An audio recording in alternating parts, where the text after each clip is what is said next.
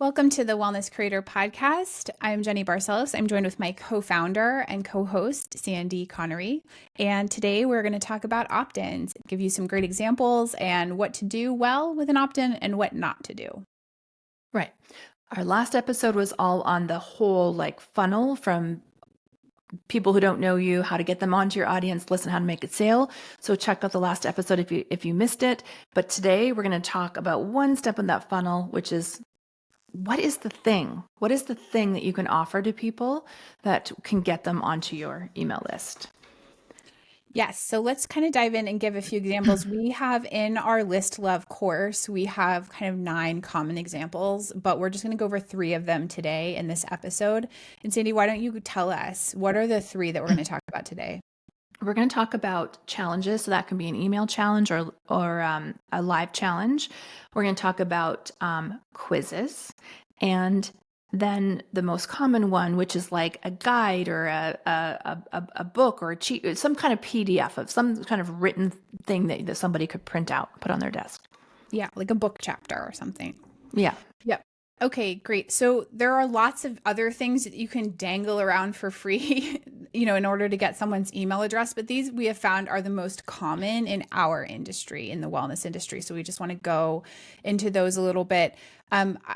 I think that it would be helpful if we kind of give an example of each of these. And so the email challenge or live challenge is one of the kind of more comprehensive opt-ins, but it's also, I would say, one of the most common in our industry. And so I know a lot of you listening to this have done these kinds of challenges. Some of you have actually charged for them. We typically don't recommend that with a challenge. That's a whole other conversation.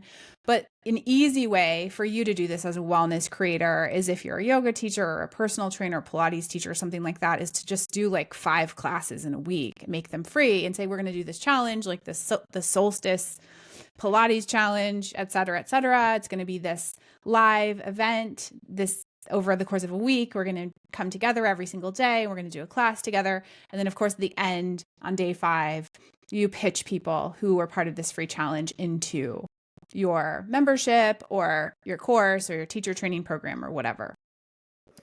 Yeah, so that's live. I think we've named this email challenge, but I think it could also be email course, right? Yeah. Like you could, and we're going to talk about like how to make it irresistible in a second, but like if you said like sign up and I'm going to take you, give me 5 days and you're going to have an email course and you're going to get this XYZ result, right? Yeah. Like, and then you can just automate 5 emails or 3 emails, whatever, and just like write a little email and teach them a lesson, write a little email, teach them a lesson, and so on. And it's super easy to set up. There's no video, there's no, complicated design. It's just like you do this in your email platform.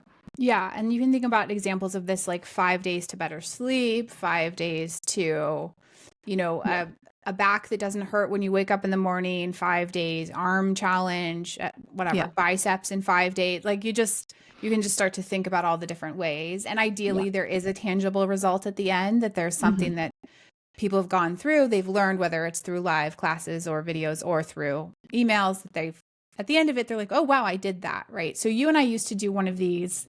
We called it Become an Online Teacher. And at first it was like a live interactive. Right. 5 day, live challenge. And then we turned it into an email challenge. And by like the 5th day, people had created a product and had created a sales video for it even, and shared the sales video in a Facebook group. So that was huge. Like that was a big deal for people who've never made anything on the internet by day 5 to have like come up with an idea and made a sales video. Yeah, it was huge. Yeah. It was one of our better opt-ins ever, I think. Yeah. Yeah. So those are just some ideas to think about. Obviously there's more work to doing 5 live classes or 5 live sessions, right, than there is to an email-based course. But you've got to make your challenge or your 5-day course based on what your audience needs. And so that can be a range of things. I would always, if that live challenge in whatever way you're doing that live, if it works, if people were happy, I would take those recordings and make it an automated opt-in. Yeah, for sure. Always repurposing. That should go without saying here. If you're listening to our podcast, every single thing you do on the internet can be repurposed. We should have a whole episode about that. But yes, that's a smart thing to say, Sandy. Okay, let's talk about quizzes. Okay. Quizzes. can be a little intimidating, but now there's AI software and we have quiz software now built in for courses into Marvelous and training programs. But there's opt-in quiz software out there too. And I would say, I don't know, the first time we tried to make a quiz, it took me like 18 months because there was no AI involved and it was so hard. And now it's so easy. And there's all these templates and formulas, and AI can help you with the logic, which was the really hard part to do manually. Like if someone answers C on this question, what options do you give them in the next question? All of that's gone. Now you can make a quiz in like 30 minutes. And if you just think about like the most popular sites on the internet, there's a lot of quizzes like which Disney princess am I, or which Game of Thrones character are you? Yeah, or like Enneagram or whatever. Like people love to that. know like what they are. Mm-hmm. Yeah, it's irresistible. It really is. But yeah, as you said, it's a lot more work, maybe a bit more expense if you do use one of the quiz software. But I think the conversion rates are higher with those. Yes. And you just, but like thinking about your audience, you want to make sure you're making a quiz that's relevant to them. Cause like I'll take a Disney princess quiz, but like I'm not going to buy anything from you afterwards. Right. Like it's irrelevant. I mean, there's nothing I'm going to buy from that. So like you've got to think about like, what do I need to put out to get people to give me their email address? But then also, is this related to the thing that I sell, which we'll get into here in a few minutes. Yeah. Okay, then the PDF. So this can take infinite different forms. It could be a guide, it could be a checklist, it could be a recipe, it could be a short ebook. Again, we'll talk about that in a second. It could be a visual, a printable of some kind of diagram that people are confused about. It could be, I don't know. There's millions of things this could be, but it is a printable PDF doc that they get. Yes. And I will just like some examples that I have seen over the years from our clients are things like a guide to setting up your like at home yoga practice space, or a list of like clean ingredients to buy for Whole30, or it's like all that kind of stuff. Our most successful PDF opt-in of all time has been our gear guide, which is basically camera and microphone recommendations. And sometimes it's like 50 pages and way more than that. But like the 2-page camera and gear guide work just as well. People love something that they can get a quick win off of, which again, we'll talk about in a minute. So giving them something that they can sign up for or purchase, even though, we like to poo-poo consumerism, but ultimately that makes people feel like they did something. They are looking to buy like the greatest, Pilates reformer on the face of the earth, and you have a buying guide for Pilates reformers. Like that's really what they want from you. And that's valuable to them. It's super valuable. So I would just like, let it be easy. If you can make something like that in your audience, that's what you feel like they need. Like just let it be easy. Yeah. Okay. Well, let's talk about what makes a great opt-in. Okay. Let's do it. So we have 8 criteria for what makes a great opt-in. And the first one is, of course, the most important one, and it's to provide real value and solve a real problem. So again, this is where like the Disney princess quiz fails big time, because you want to make sure like everything's forgettable. We're exposed to like millions of data points a day, random things, all like our attention spans are mush.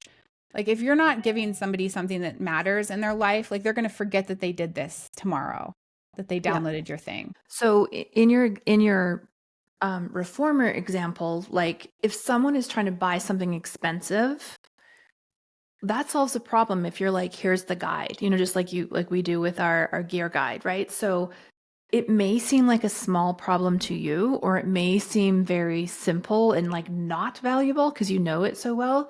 So really step into the client's shoes to understand what are they struggling with right now?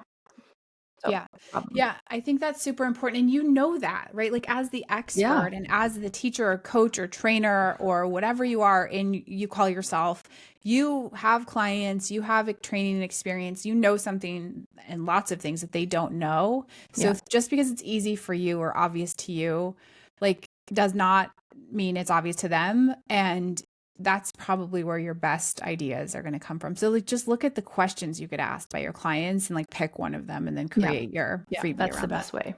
Yeah. Okay. And then the Disney princess example, it's like the second point is it has to be, whatever you're creating has to be relevant to your offer. So we often talk in terms of like, they get this thing for free in exchange for giving you their email. The next step for them, like climbing the ladder, the offer ladder, is like, oh, I'm going to buy that program or course, or I'm going to hire them as a coach. It's the next obvious step. So it has to be relevant to what you are doing, to your work. Yeah, and I because I'm nerdy, I have to actually explain this to people because I can't help it. The reason why companies like BuzzFeed put out things like the Disney Princess Quiz and they make it shareable is so that they'll get more eyes on their website and they make their money through advertising traffic. That is not your business as a wellness creator. Like, unless you are a Kardashian, like, you're not that kind of business. You don't make your money by having, tens of millions of eyes on what you're doing. So you just because you see something and it's kind of everywhere and does not mean it's relevant to your business. So I just want to give that little disclaimer there. Right. And that's kind of blends into the next one, which is it has to be irresistible to your quintessential client, right? So valuable, relevant to their life, solving a problem, that makes it irresistible. Yeah. Yeah. But And you don't want it to be something that's going to attract people that are unhelpful for you to have on your email list. Because I can tell you, every email address costs you money, right? It costs you money to use an email marketing service, like pretty much all of them. So you don't want extra people that aren't going to buy something from you on your email list. Like, you really want that to be a curated list of people. Yeah. Yeah. And irresistible to your quintessential client. I think also in that is like the words, the copy, like you describe it, you name it in a way that is, again, we're going to come back to this point of clarity and specificity, that it is like, this is exactly this is exactly the problem I'm trying to solve. It's not some cute, play on words that's all fluffy, intangible language. It is very specific to what they want. And it's like, I need this thing. So I think copy and also a bit of design too comes into it. Yeah. That it's like, oh, this is beautiful and it's exactly what I want. I have to have it. And I'm just like thinking about an example of like the 5-minute journal, like that took off, that built that company, that brand intelligent change. Like, there's a billion journals. Like, there's cheap journals everywhere. They're a dime a dozen. They're in every store. They're in the grocery store now. Like, you can buy a journal anywhere. But by saying it's a 5-minute journal, it's like, oh, that's something that's hyper specific. And I don't have to commit to writing in my journal for 20 minutes a day. I can just do 5 minutes. That's for me, right? So you want to make sure that you are making something that's going to stand out from all of the clutter and the digital like garbage on the internet. That's just, it doesn't mean it's necessarily garbage. It just is like bland nothingness and blends together. Yeah. And I think that basically describes the fourth point, which is targeted and specific, right? Yeah. I think we've covered that. 5 is one that people don't think about, though. Promise and deliver a quick win. Okay. So we are masters at doing this wrong, which is why we're teaching you this strategy of doing a quick win, because all of us want to teach and serve. Like, we all have so many volumes of things in our heads. Like, we want to share it all with the world and with our audience, right? Like, we want to help people and we know lots of things. But the truth is, in this save that for your paid programs. In this kind of an environment, you want to give them a very teeny tiny thing because they are a stranger. And if you give them a 300-page PDF, they are going to never read it. Like, that is an overwhelming, unprovoked kind of interaction. Like, people do not want that from you. Like, you don't mean anything to them at this point. You have to earn the right for them to read 300 pages of your work. Or if you gave them like a workbook with like 20 boxes that they had to fill out, they're not going to do that. That feels terrible. I didn't do it. I failed. I wasted my time. Like, it's a terrible feeling. Whether if you took like one question, one box, named it something amazing, and they did it, they're like the dopamine, right? Like, yes, I just succeeded. I did this thing. I didn't waste anybody's time. It felt good to complete it. I see what this is about. Right? Yeah. And think about it. If you download something and then you don't finish it, how likely are you to Mhm. buy something from that person, right? Like you didn't even do the free thing.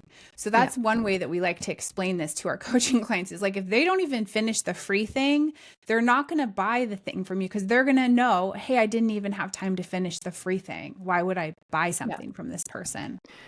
Yeah. And I just want to emphasize that the teacher or coach's logic is the more I give, the more dense it is, the more I will demonstrate my expertise. And it's not about you at all. It's about this feeling for them of having completed something successfully. And people make that expertise, like whether they gauge you as an expert in a very different way, which we can save for another Yeah. podcast. Like volume is typically not how someone makes that decision. So Right. Right. let's just save that conversation for later. Okay. What are we on here? 6, I think. Yep. Simple and quick to digest, Yeah. which we've just Yeah. really said. Yeah. Okay. 7, instantly accessible. Yes. So, with very few exceptions, this should be instant gratification for someone. Like, they should not have to wait for 2 weeks to get the thing that they signed up for and gave you their email address for because they probably won't remember that they did that. So, when someone's like, oh, hey, I want that, like they put in their email, they hit submit, like that, that present better come right out. Like it's like their children putting a quarter into like one of those little, bouncy ball machines at the grocery store. Like they want the ball. So don't make them wait. So the exception for this is something like a webinar or a live event, or maybe a challenge where that's out into the future a little bit, but it shouldn't be very far. It should be something where even if it's something that's in the future, you're delivering them the instructions right now with the calendar link to put it on their calendar, and then like a little summary of what that day is going to look like, whatever that is. Like you give them something right away. Yeah. The worst feeling in the world is you sign up for something and then silence and you don't know, did it go through? Is this a scam? There's something in my inbox. Who did I just give my, like, loss of trust instantly, confusion, they're out. Like they will never buy from you. Yep. Okay. 8, the last one is demonstrates your expertise. Yeah. So I will just say that this comes back to kind of a lot of the other ones that we've said, which is like you do this really by being specific and being direct with people. So your copy needs to be very clear and you need to create something that's specific for them. Part of how you demonstrate your expertise through an opt-in or a freebie is by giving them the result that they're looking for when they sign up for it, right? So they're like looking for the best Pilates reformer that they can buy for their house. You're giving that to them. That demonstrates that you're an expert, right? Like, or they're looking for, a recipe that's going to help them sleep better tonight. You're giving that to them. They're going to know by tomorrow morning whether they can trust you. Did they sleep better? Did they have a result from that? So you really like demonstrate your expertise by giving them the result that they signed up for, the solution to the problem that they were looking for on the internet. And I think this is really a mindset one where there's a lot of self-doubt or, imposter syndrome and like, who am I to do this? Or I don't have this certification or I haven't been doing this enough long. But if I give them a ton, like if I overdo it, then they'll see, like you're convincing yourself really, right? So again, simple, specific, short, quick dopamine. That's what you want to get. You have to think of them, not yourself in this exercise. Yes, yes, yes. And I will also say I've seen this a lot with our clients and we had a conversation actually recently on a coaching call, Sandy, with some of them where it's like, but I have these degrees and these certificate and I have to like let everyone know all of the things that I do have so that they'll believe me about this. And like, that doesn't help them. No. Like the fact that you have 47 master's degrees doesn't help that person buy their Pilates reformer, right? So again, like you've got to be able to control your own mental faculties here, your mindset around this, because it's not about you. Like you demonstrate the expertise in this context by delivering them result. They gave you an email address for a reason. Now give them the result that they're looking for, and that makes you the expert to them in this context. Yeah. Yeah. So if you don't have an opt-in, or if you don't have an opt-in and it's maybe not working and you want to sort of revisit this whole idea, head over to thewellnesscreator.com, where we've got an entire course called List Love. We've just done a tiny, tiny, tiny, tiny portion of the teaching around an opt-in, how to create it, how to deliver it, email sequences, calculators, opt-in ideas, so many amazing things all in one place, thewellnesscreator.com. And the course is called List Love if you're interested. Thanks, Sandy. All right, folks, we will see you on the next one. Okay. Bye, Jenny.